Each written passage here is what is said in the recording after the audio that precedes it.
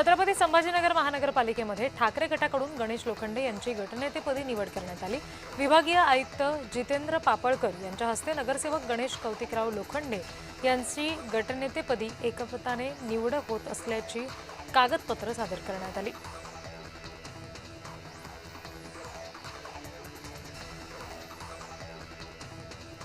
शेकापच्या जयंत पाटील यांनी सुनेत्रा पवार यांच्यावरील केलेल्या टीकेला राष्ट्रवादीच्या प्रवक्त्या सायली दळवी यांनी प्रत्युत्तर दिलंय।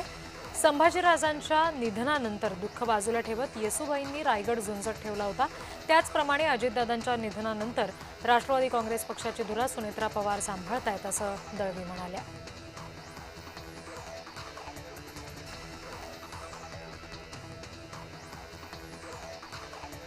पवारांच्या राष्ट्रवादीचे नगरसेवक अजित रावराणे यांनी शिवसेनेला पाठिंबा दिलाय। निधी कमी पडू नये यासाठी हा पाठिंबा दिला आहे असं रावराणे म्हणाले।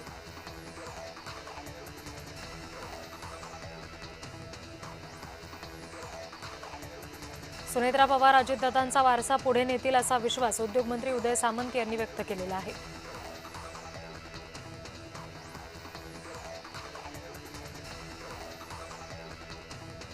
पक्षाच्या राष्ट्रीय अध्यक्षा सुनेत्रा पवारच होतील। अमोल मिटकरी यांनी अपघातावर राजकारण करू नये असा सल्ला दत्तात्रय भरणे यांनी मिटकरींना दिला।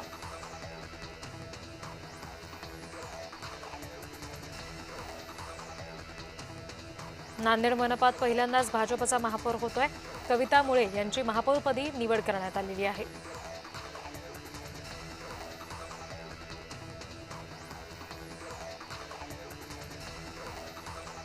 राष्ट्रवादी विलिनीकरणाबाबत माहिती नाही, अजित पवार यांनी चर्चा केल्या असतील तर समोर येतील असं वक्तव्य रुपाली चाकणकर यांनी केलं।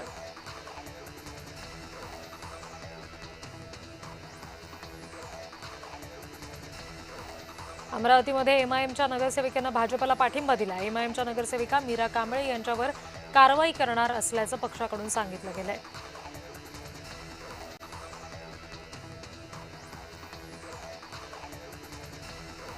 अमरावती महानगरपालिकेच्या महापौरपदी भाजपचे श्रीचंद तेजवानी यांची निवड झालेली आहे, तर उपमहापौरपदी युवा स्वाभिमान पक्षाचे सचिन भेंडे यांच्या नावाची घोषणा झाली।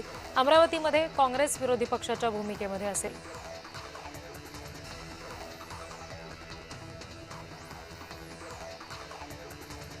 कोल्हापूरमध्ये भाजपच्या रूपाराणी निकम महापौर म्हणून निवडून आल्या, तर जनसुराज्य पक्षाचे एकमेव नगरसेवक अक्षय जरग यांची उपमहापौरपदी निवड झाली।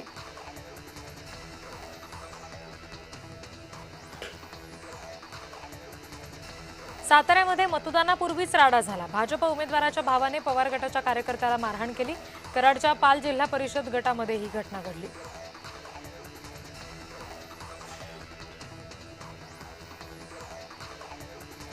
दादांच्या अपघाताबाबत अनेक चर्चा होत आहेत। विमान जमिनीला टेकायच्या अगोदर स्फोट झाला, त्यात बॉम्ब होता का असा सवाल बजरंग सोनावणे यांनी उपस्थित केला।